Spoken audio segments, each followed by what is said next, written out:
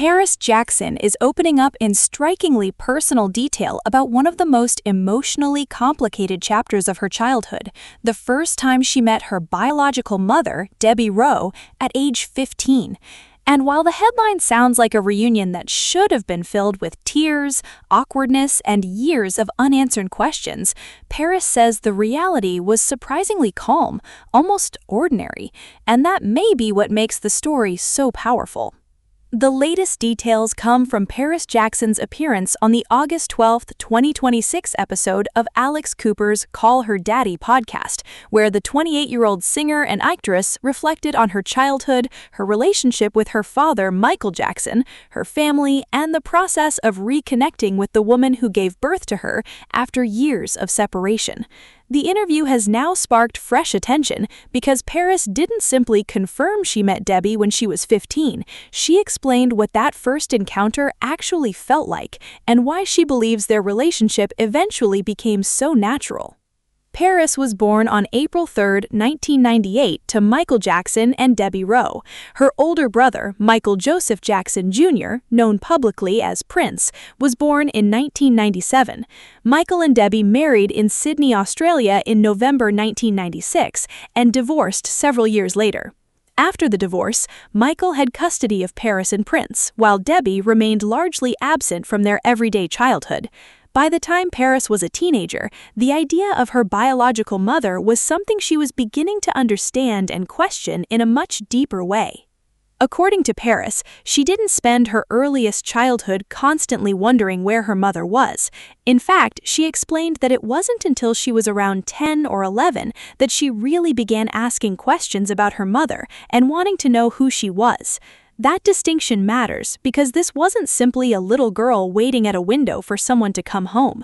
Paris grew up in an extraordinarily unusual world, surrounded by the fame of Michael Jackson, protected from the public, and raised primarily within her father's world and later under the care of her grandmother Katherine Jackson. Then, when Paris was 15, everything changed. The way Paris now tells the story is almost startlingly casual. She recalled coming downstairs and finding Debbie sitting with her grandmother. Instead of a dramatic cinematic reunion, Paris simply encountered the woman who was biologically her mother and greeted her as Mom. That was it. No elaborate setup, no huge confrontation, no long speech about the years they had missed. Just a teenager meeting her mother and allowing the relationship to begin. And perhaps the most revealing part of Paris's story is what happened next. They spent time together, including shopping and simply hanging out. Earlier reporting from 2013 documented that Paris celebrated her 15th birthday with Debbie at Ahi Sushi in Studio City, California, after spending the day shopping together. Debbie herself described it as quality mother-daughter time. Entertainment Tonight obtained photographs of the reunion, making it one of the first publicly documented moments of Paris and Debbie reconnecting after years apart. At the time, the reunion was huge celebrity news because Paris was only 15 and Michael Jackson had died just 4 years earlier. The public was intensely interested in the Jackson children, and the idea that Paris was suddenly developing a relationship with the mother she had barely known was bound to generate headlines. But behind those headlines was something much more personal. Paris has now explained that she approached the relationship without a long list of expectations, and that may have been one of the reasons it worked. Her message was essentially that expectations can create resentment and disappointment, while allowing a relationship to develop naturally gives both people room to discover one another as individuals. In her recent conversation, Paris described the reunion as surprisingly organic, rather than some emotionally scripted event. There was also an unexpected point of connection: astrology. Paris noted that she and Debbie are both fire signs, describing their personalities as having an immediate similarity. In other words, rather than discovering a complete stranger, Paris felt like there were recognizable pieces of herself in the woman sitting in front of her. And that is where this story becomes much more than a celebrity family headline. Because Paris wasn't meeting just any estranged parent, she was meeting a woman who had been almost completely outside her day-to-day life while she was growing up. Debbie Rowe was a nurse who worked for Michael Jackson's dermatologist, Dr. Arnold Klein, before she became involved with the pop superstar. She and Michael eventually married and had Prince and Paris.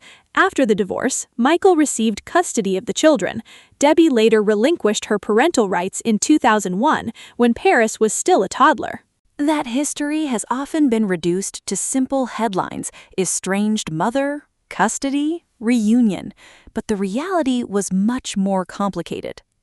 In the years after the divorce, Debbie largely stayed away from the children. Following Michael's death in June 2009, Katherine Jackson became the children's guardian, and Debbie eventually had visitation rights under a 2009 arrangement.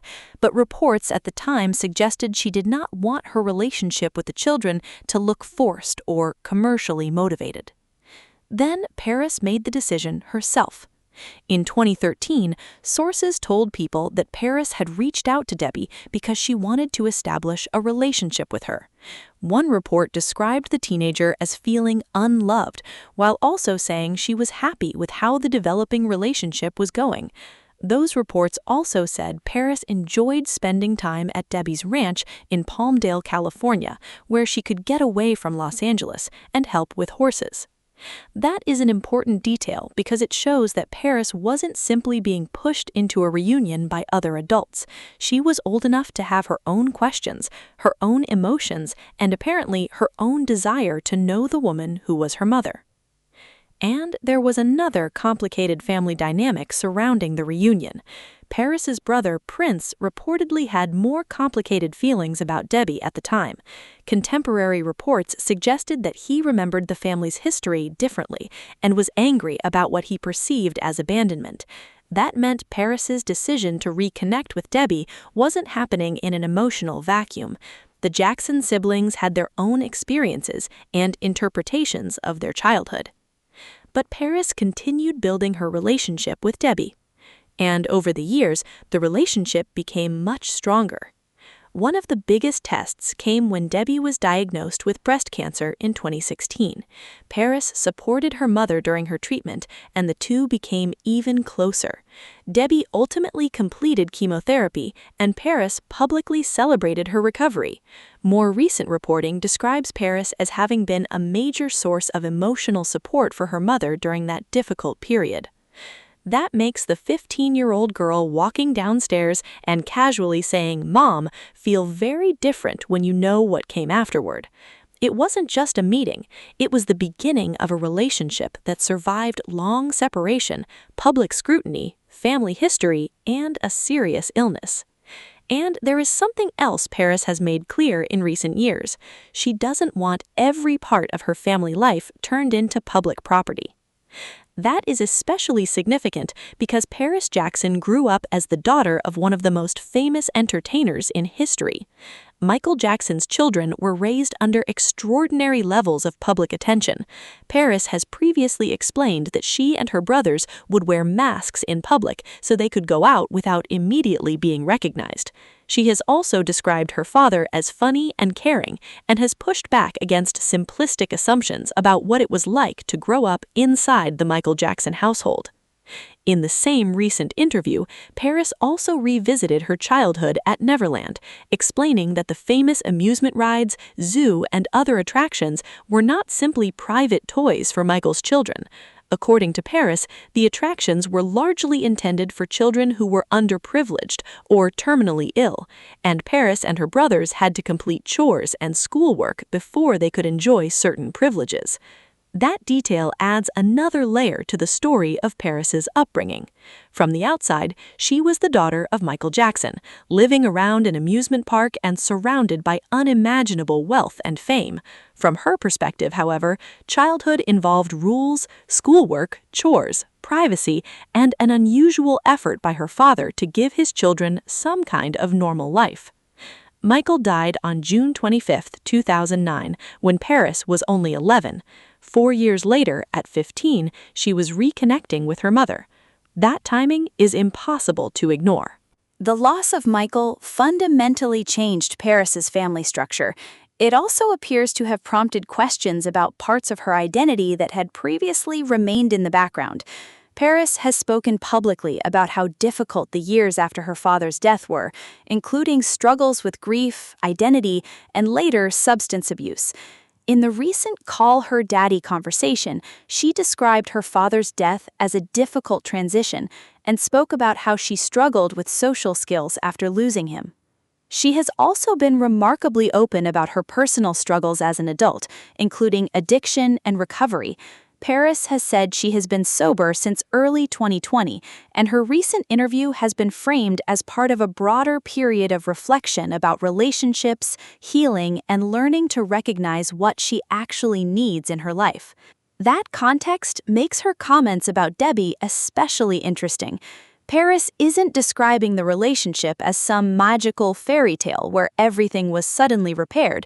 She's describing something more realistic, two people getting to know each other without forcing the relationship to become something overnight. And that may be the biggest takeaway from the story. The reunion didn't erase the years they didn't have together. It didn't give Paris back the childhood she might have had with her mother. It didn't change the fact that Michael was the parent who raised her for most of her childhood. Instead, it gave Paris something she hadn't had before, the opportunity to discover Debbie as a person, and Debbie got the opportunity to know Paris not just as Michael Jackson's daughter, but as her own daughter. The public reaction in 2013 was predictably intense. Some people focused on the emotional significance of the reunion, while others debated Debbie's decision to relinquish parental rights and the circumstances surrounding the Jackson family's custody arrangements. Media reports also emphasized how private Debbie was trying to be about the relationship. TMZ reported at the time that she and Paris had been spending time together, but that Debbie wanted to avoid creating the impression that she was exploiting her daughter's fame.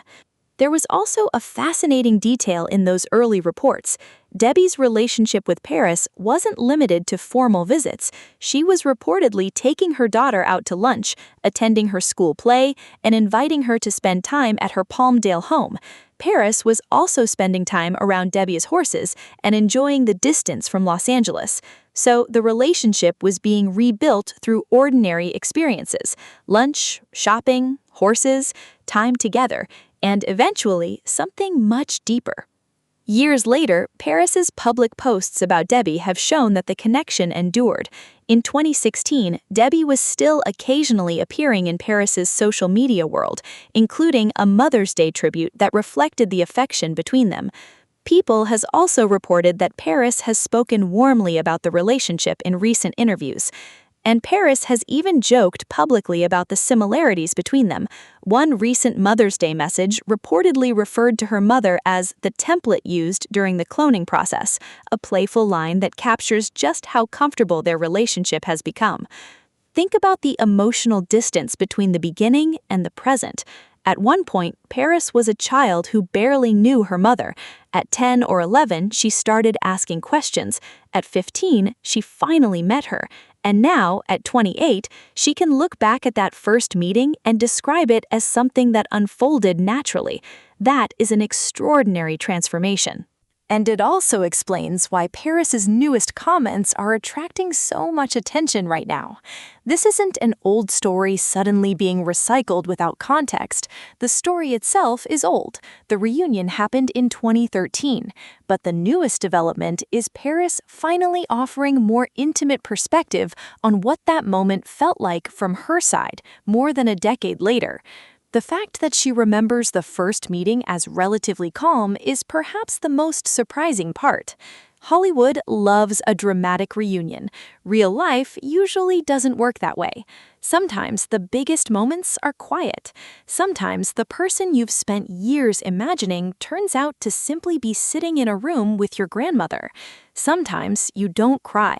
Sometimes you don't have the perfect words. Sometimes you just say, "Mom." And then you spend the day together, and then you do it again. And eventually, years later, you realize that the first ordinary afternoon was actually the beginning of something that would become one of the most important relationships in your life. Paris's story with Debbie Rowe also challenges the idea that family relationships have to follow one rigid timeline. Paris didn't get the traditional mother-daughter childhood. She didn't get years of bedtime routines, school pickups, and teenage arguments with her mother. Instead, she got the opportunity to build something later. And according to Paris, that later relationship has become meaningful precisely because neither of them tried to force it into a predetermined shape. That philosophy also appears in the way Paris talks about relationships in general today. During the same Call Her Daddy interview, she discussed ending her engagement to music producer Justin Long and explained that she ultimately realized being with someone simply because they're a good person doesn't necessarily mean they're the right person for her. She said ending that relationship was a choice she needed to make for her own happiness. She also reflected on earlier relationships and personal growth, making it clear that she's currently in a very different place emotionally than she was during her teenage years and early 20s. And perhaps that's why the story of meeting Debbie at 15 resonates differently today. Paris isn't that 15-year-old girl anymore. She's now 28, a musician, actress, model, and public figure who has spent years trying to establish an identity separate from the enormous shadow of her father's legacy. She inherited Michael Jackson's fame, but she has repeatedly emphasized that she wants her own life to be her own. She has pursued music, including her 2020 debut album, acted in television and film, worked as a model, and used her platform for causes including animal rights and environmental issues. She has also spoken candidly about her mental health, addiction, and recovery, while continuing to navigate what it means to grow up as one of the most recognizable celebrity children in the world. And yet, when she talks about her mother, the story becomes remarkably simple. She wanted to know her. She reached out. They met. They connected, and they kept showing up for each other. Debbie Rowe, meanwhile, has remained largely out of the spotlight. Unlike Paris, she has not built a public career around celebrity. Recent profiles describe her as living a relatively private life, occasionally appearing in Paris's social media posts, while largely staying away from the public eye. That privacy is significant because the Jackson family has spent decades surrounded by speculation. Michael Jackson's life, relationships, children, and family arrangements have been intensely scrutinized. Paris herself has spent much of her life trying to separate what the public thinks it knows from what she actually experienced. And in this case, her own version of the story is remarkably gentle. No explosive accusation, no dramatic confrontation, no attempt to rewrite her childhood. Just a young Paris who became curious about her mother and eventually decided to open that door. More than a decade later, that door is still open, and the relationship that began when Paris was 15 has now lasted through adulthood, career changes, personal struggles, family milestones, and Debbie's battle with cancer. That's the real update. The headline may be that Paris Jackson met her mother at 15, but the deeper story is what happened after. She didn't simply meet Debbie Rowe, she got to know her. And perhaps, most importantly, she got to decide for herself what being her mother's daughter would mean. For Paris Jackson, that seems to have been the difference between inheriting a complicated family history and creating a relationship of her own. And today, when she looks back at that teenage reunion, she isn't describing a moment that needed to be perfect. She's describing a moment that simply needed to happen. A moment that began quietly, grew organically, and ultimately became something neither the public nor the headlines could fully define. Because sometimes family isn't repaired in one dramatic conversation. Sometimes it happens slowly. Sometimes it happens over lunch. Sometimes it happens while shopping. Sometimes it happens while caring for horses. And sometimes, after years of wondering, a daughter finally gets to look at the woman who gave birth to her and simply call her Mom. Make sure to like, subscribe, and stay tuned for more celebrity updates just like this.